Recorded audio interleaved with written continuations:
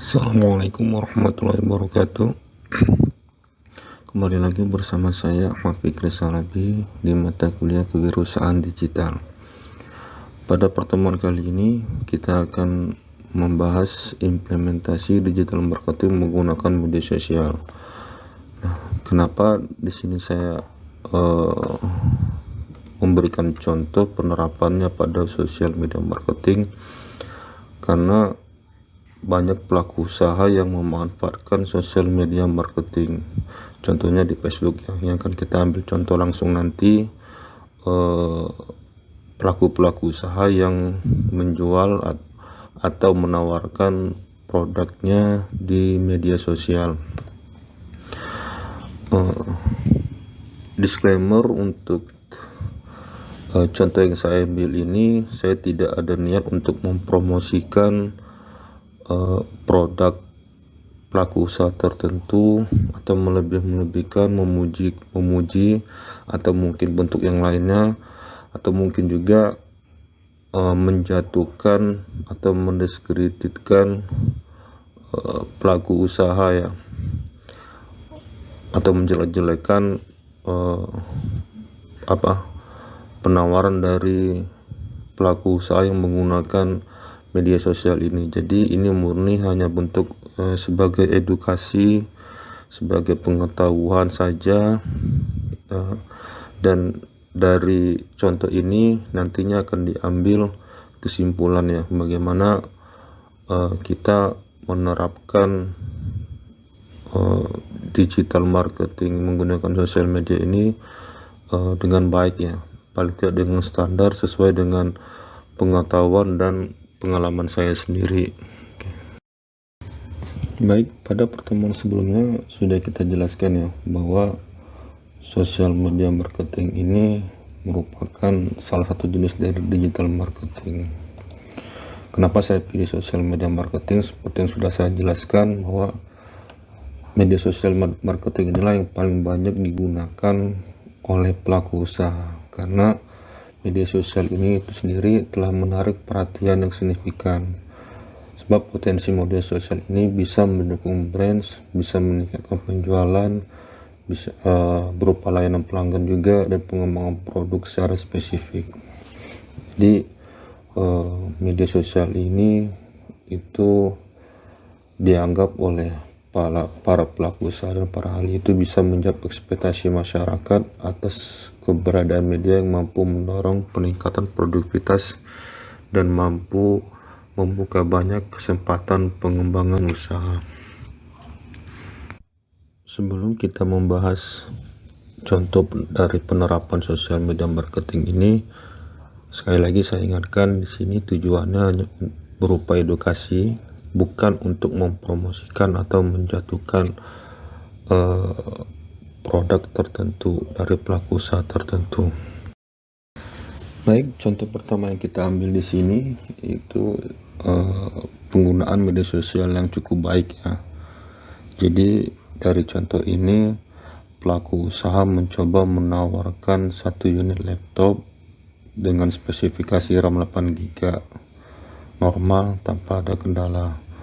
Kenapa saya katakan di sini cukup baik?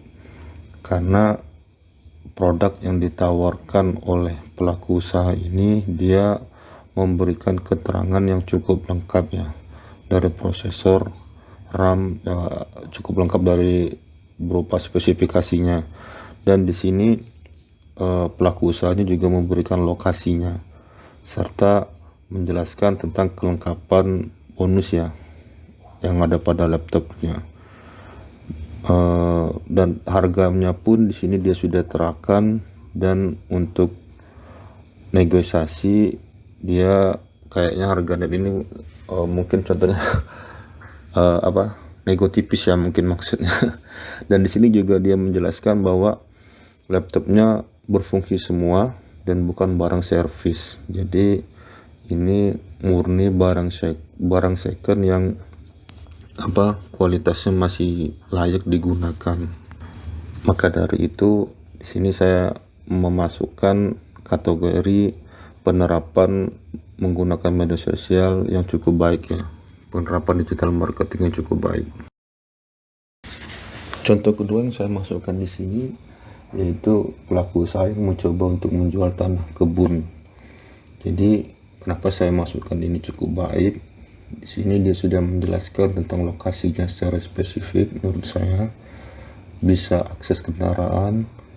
Untuk surat-surat dia sudah menjelaskan atas nama dia sendiri. Jadi tanah yang dia tawarkan ini itu bukan dari broker ya, memang dia sendiri yang mencoba untuk menjual tanah kebunnya. Kemudian dia di sini dia juga menjelaskan tanaman yang ada pada kebun tersebut, kemudian kondisi tanahnya. Walaupun di sana ada tulisan ya, yang PHP minggir saja. Mungkin banyak calon pembeli yang hanya sekedar bertanya ya maksudnya. Tapi ya cukup oke lah untuk penerapan dari digital marketing menggunakan media sosial. Contoh selanjutnya di sini saya masukin dari pelaku usaha yang mencoba menjual smartphone miliknya. Jadi kenapa di sini saya memasukkan kategori yang cukup baik? Di sini pelaku usaha cukup sportif untuk masalah kondisi HP-nya, yaitu minus dari smartphone-nya ini kabel data orinya tuh putus tapi masih aktif ya. Fast charge-nya masih aktif, untuk main game juga masih lancar. Kondisinya itu hanya lecet pemakaian saja sesuai dengan kondisi smartphone ya. Jadi masuk kategori wajar untuk barang second, dan dia sudah menjual meletakkan harganya. Jadi jika berminat ya tinggal kita kirim pesan ke penjualnya.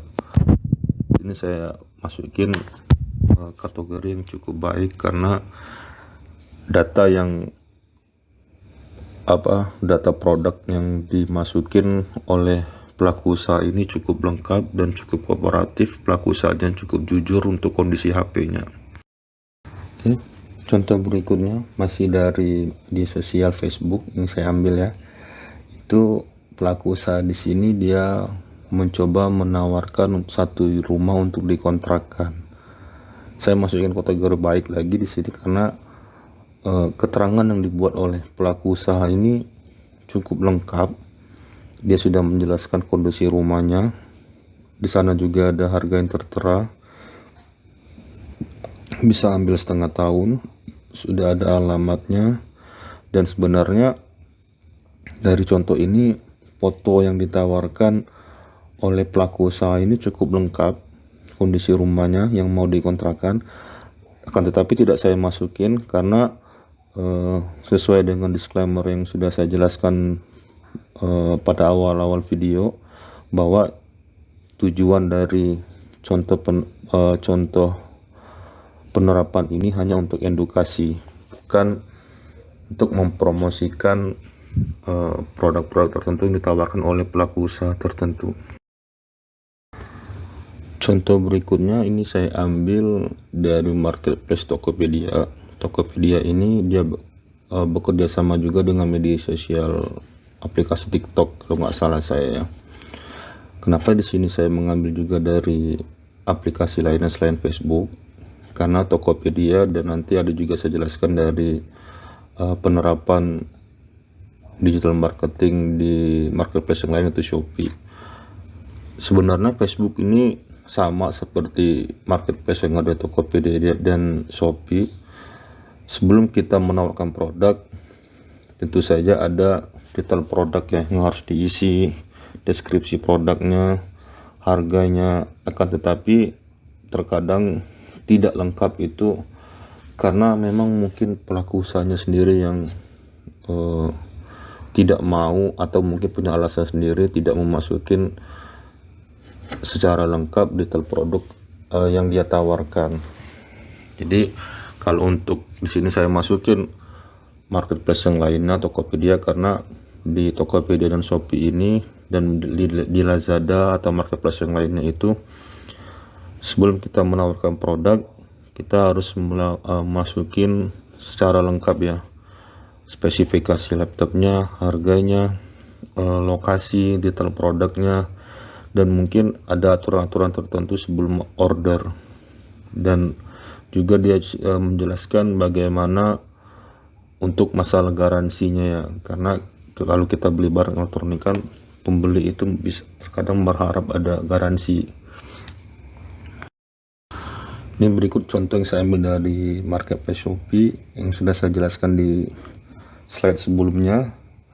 Jadi di sini dia menjelaskan peraturan order. Jadi jangan sampai pembeli itu salah membeli produk.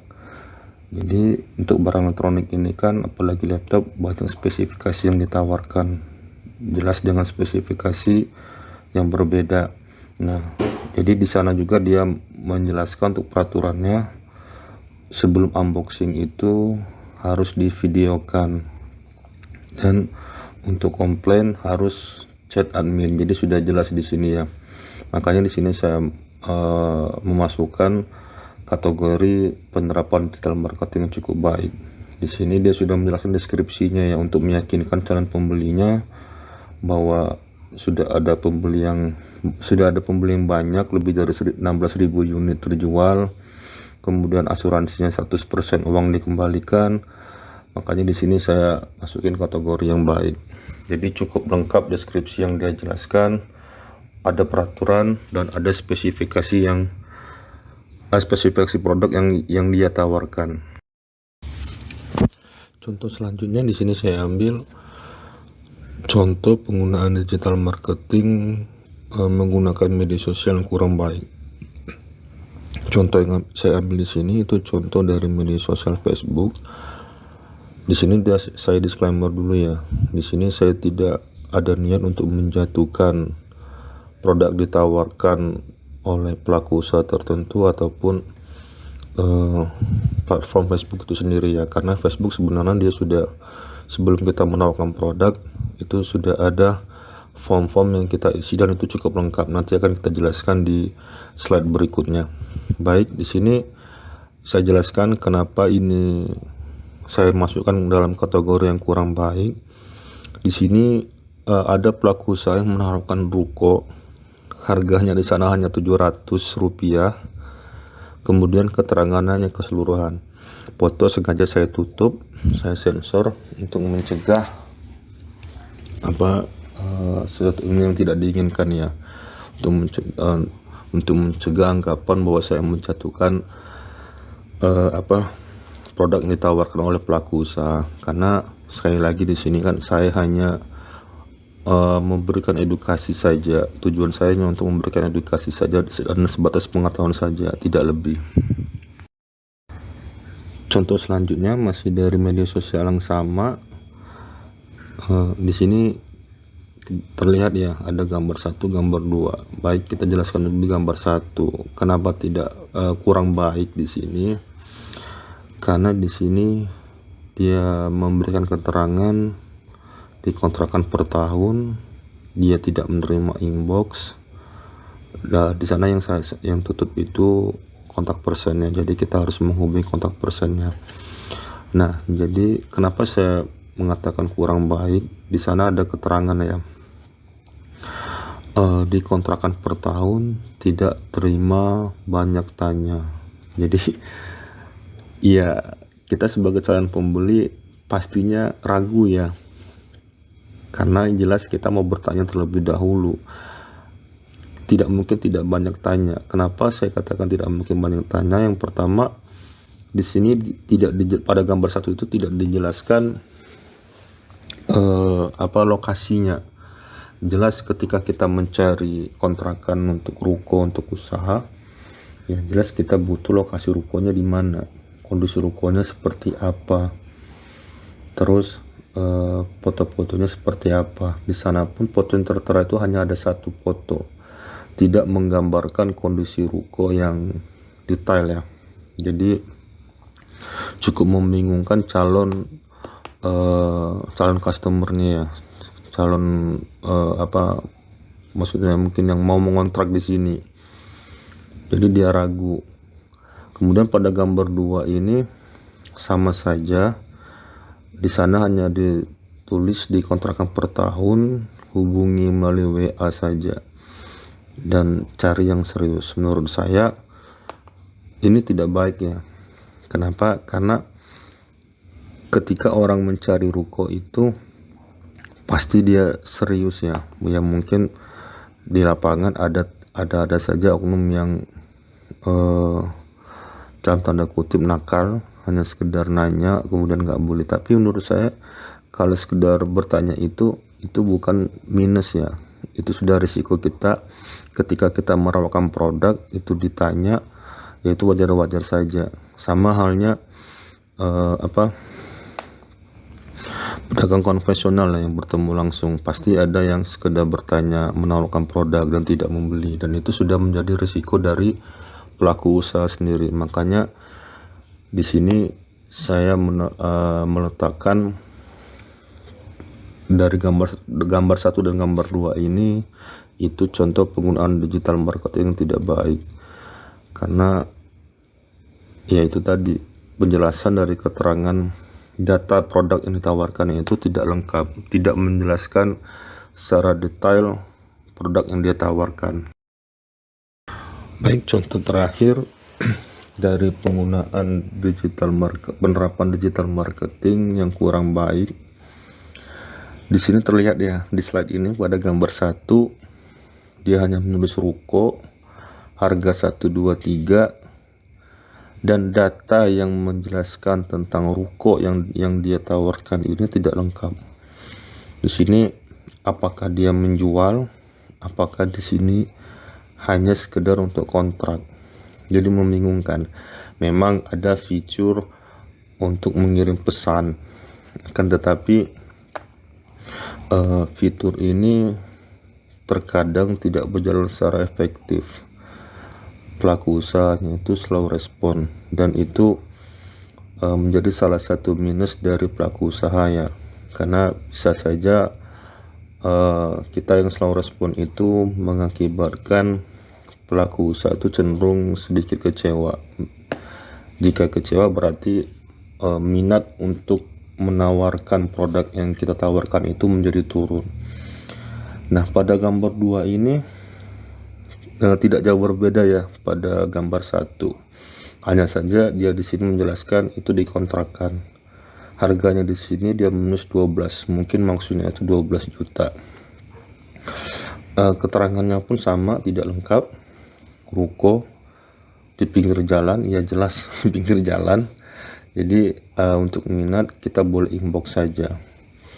Jadi pelaku usaha di sini dia pengennya mungkin langsung interaksi dengan calon customernya. Jadi dia tidak, makanya di sini mungkin dia tidak memberikan keterangan yang lengkap tentang data-data ruko yang mau dia kontrakkan. Kan tetapi kenapa saya masukin kurang baik, yaitu tadi karena yang namanya kita menaruhkan produk itu harus lengkap ya, secara spesifik, secara detail, agar calon customer kita itu lebih yakin dengan produk yang kita tawarkan. Kenapa? Karena kekurangan dari media digital marketing yang menggunakan teknologi ini, customer itu tidak bisa melihat secara langsung. Maka dari itu harus kita berikan keterangan yang lengkap, agar ketika calon pembeli misalnya untuk contoh kasus ini di kontrak ya, dia datang ke lokasi dia tidak kecewa. Kenapa? Kalau kita sudah menjelaskan secara detail kondisi, lokasi, harga, pas dia datang sesuai dengan apa yang kita buat, itu bisa saja membuat minat dari calon pembeli itu lebih yakin, niatnya menjadi bertambah untuk memang benar-benar ingin mengontrak atau membeli produk yang kita tawarkan ya. Dan berlaku juga sebaliknya. Jadi kalau kita tidak memberikan keterangan yang lengkap, atau kita memberikan keterangan yang tidak sesuai dengan kondisi realita yang ada di lapangan, bisa saja itu menurunkan minat dari customer kita ya. Misal tidak ada keterangan, kemudian kita sudah janjian sama calon customer kita, akan tetapi ketika sampai di lokasi tidak sesuai dengan ekspektasi yang ada dalam pemikiran calon customer kita. Tentu saja ini sama-sama merugikan kita sebagai pelaku usaha dan juga merugikan calon customer kita dari segi waktu. Dan juga sebaliknya, kalau kita memberikan keterangan yang tidak sesuai, sama saja. Jika tidak sesuai dengan kondisi yang di lapangan, dan dengan yang kita buat keterangan itu bisa saja sama menurunkan niat dari calon customer kita untuk deal ya dengan produk yang kita tawarkan, karena ya tidak sesuai dengan ekspektasi. Berdasarkan contoh dan penjelasan yang sudah saya jelaskan dari penggunaan digital marketing yang menggunakan media sosial ya, yang baik dan kurang baik ini, sebenarnya bisa kita ambil kesimpulan bahwa pentingnya kita memberikan keterangan secara detail, deskripsi produk secara detail, kemudian kondisinya seperti apa, harganya seperti apa, lokasi seperti apa. Karena tujuan dari digital marketing ini itu untuk mempromosikan merek, membangun image kita atau membangun brands, dan juga membentuk preferensi untuk meningkatkan traffic penjualan. Jadi kalau kita membuat keterangan sesuai dengan kondisi real produk kita, tidak ada alasan bagi customer kita itu untuk komplain ya, barang tidak sesuai, atau mungkin ketika sampai barangnya rusak. Kadang kita sudah jelaskan kondisi produk kita seperti apa, produk kita baru atau produk kita second, kemudian proses pengiriman seperti apa, untuk mencegah kerusakan kita harus seperti apa, itu sudah dijelaskan semua. Kemudian untuk garansinya pun syarat-syaratnya juga seperti apa. Jadi kalau kita sudah membuat secara detail kan, calon customer kita itu tidak kecewa ya. Jadi ketika barang sampai sesuai dengan apa yang sudah kita deskripsikan, ya jelas kita membuat brands atau membangun image kita dengan baik ya. Ternyata oh benar nih, pelaku usaha ini dia memang benar-benar menjual produk apa adanya, dia kooperatif, dia sportif ya, jujur. Jadi customer kita itu secara tidak langsung menjadi marketer kita sebenarnya kalau kita sudah membangun brand dengan baik. Dan juga berlaku sebaliknya, kalau kita tidak memberikan keterangan itu menjadi image yang negatif untuk calon customer kita. Kenapa? Karena ya dianggap kita tidak serius dalam menawarkan produk, tidak ada data produknya, kondisinya seperti apa, fotonya produknya seperti apa. Jadi kalau kita memposisikan diri kita sebagai pembeli, kita pun ragu dengan keterangan yang tidak lengkap, dengan kondisi yang tidak kita ketahui seperti apa. Jadi maka dari itu saya katakan tadi, image kita sebagai pelaku usaha itu di mata calon customer kita itu negatif, dan kita tentu saja dampaknya kita tidak bisa meningkatkan traffic penjualan ya. Walaupun balik-balik yang namanya rezeki tidak kemana, tapi kita sebagai manusia ada ikhtiar ya, ada adab-adab yang harus kita terapkan. Berikutnya, setelah kita menjelaskan contoh penerapan dari menggunakan media sosial yang baik ataupun yang tidak baik, serta tujuannya seperti apa, ini saya contohkan bagaimana sih kita membuat suatu penawaran produk dengan baik ya. Dengan baik sini maksudnya dengan data yang lengkap, menggunakan media sosial marketplace yang ada di Facebook. Balik-balik bukan Facebooknya yang kurang ya, tapi memang di Facebook ini banyak pelaku usaha yang tidak memberikan data keterangan produk yang ditawarkan itu secara lengkap, padahal Facebook sudah membuat form-form yang menurut saya itu sudah cukup lengkap. Baik, yang pertama di sini, sebelum kita mau menjual barang, Facebook sudah membuat pilihannya. Kita mau menjual barang apa, berupa barang produk tertentu, kendaraan, atau rumah yang mau dijual atau dikontrakkan. Menu ini muncul ketika kita mau menjual langsung dari marketplace ya, ada tulisan jual di sana. Tapi kalau kita mau menjual dari forum-forum yang sudah tersedia di Facebook, itu caranya hampir sama, hanya saja tampilan yang berbeda. Ini yang saya maksudkan ya. Jadi kalau kita mau menjual produk atau menawarkan produk dari forum jual beli, sama seperti kita mau menawarkan dari marketplace tadi, bedanya hanya tampilan saja. Jadi kita tinggal memilih barang, kendaraan, atau rumah yang dijual maupun mau dikontrakkan. Di sini untuk contohnya saya ambil dari penawaran kendaraan yang mau saya jual. Ini sebagai contoh saja kendaraan saya sendiri. Nah, pada tampilan yang ada di slide ini ada foto ya, foto yang bisa kita lampirkan bentuk dari kondisi kendaraan kita, ada jenisnya, tahun, merek, dan model. Jadi sebenarnya Facebook ini sudah membuat form secara lengkap. Akan tetapi di real di lapangan banyak pelaku usaha yang tidak memberikan keterangan secara lengkap karena bisa saja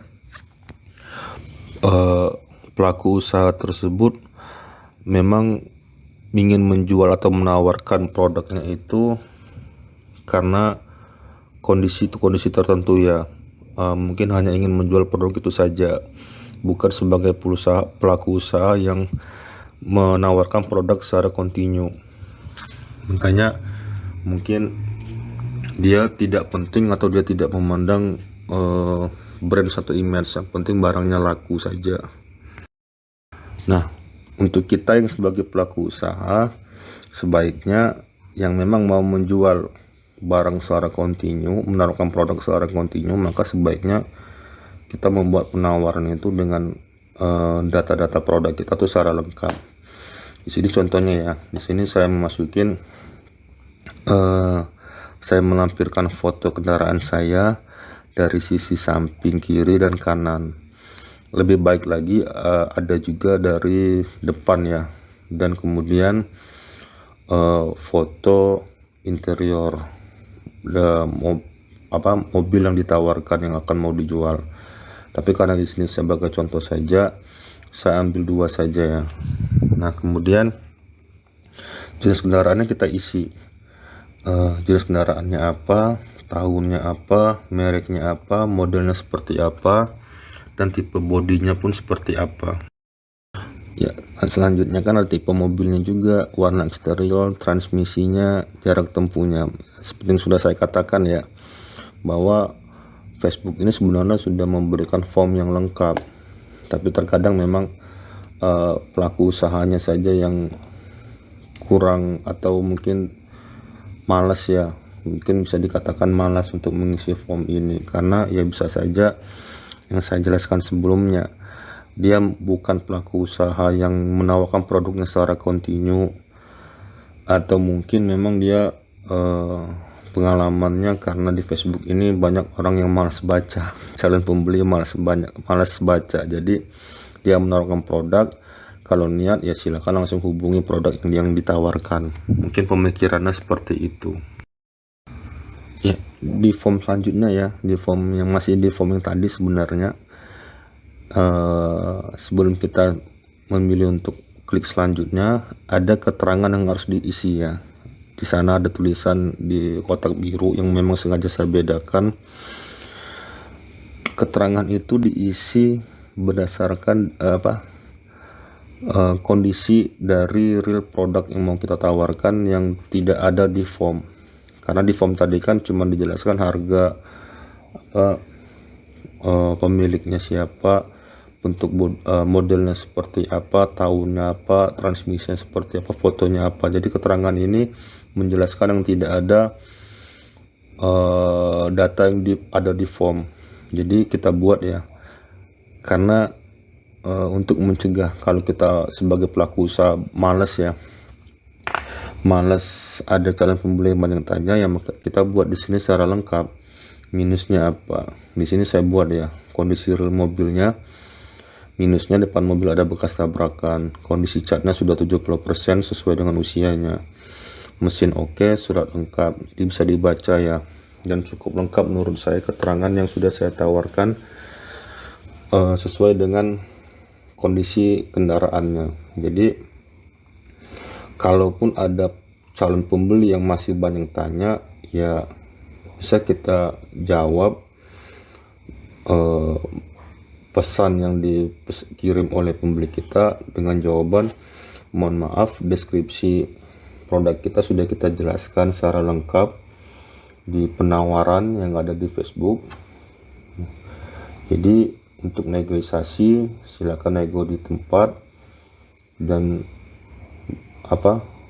jika berminat akan saya kirimkan lokasi saya.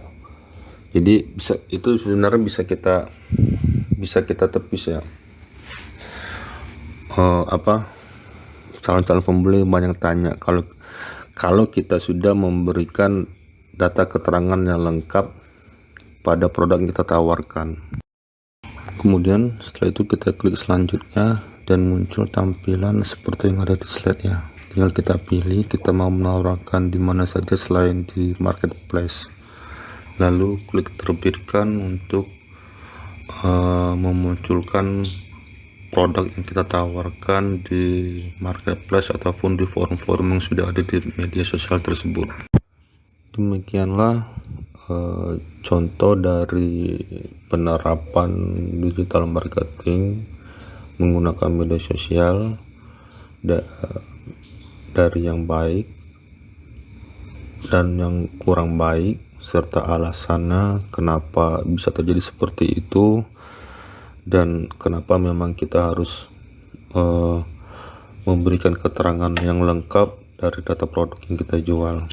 Ya, untuk mengetahui pemahaman teman-teman di sini, saya harapkan teman-teman di sini mengerjakan soal latihan yang ada di video ini. Ada 3 soal ya, dan semuanya jawabannya itu ada di materi sebenarnya. Oke, baik, mungkin itu saja yang bisa saya sampaikan. Lebih dan kurang dari penjelasan saya mohon maaf. Sekali lagi saya disclaimer ya, bahwa tidak ada niat saya untuk mempromosikan produk tertentu atau menjatuhkan produk tertentu dari pelaku usaha tertentu. Video ini saya buat murni hanya untuk edukasi dan share pengetahuan berdasarkan pengetahuan yang saya miliki dan pengalaman yang saya alami. Jadi sekali lagi ini murni untuk edukasi, tidak ada niat yang lebih dari itu. Baik, sekali lagi saya ucapkan terima kasih. Assalamualaikum warahmatullahi wabarakatuh.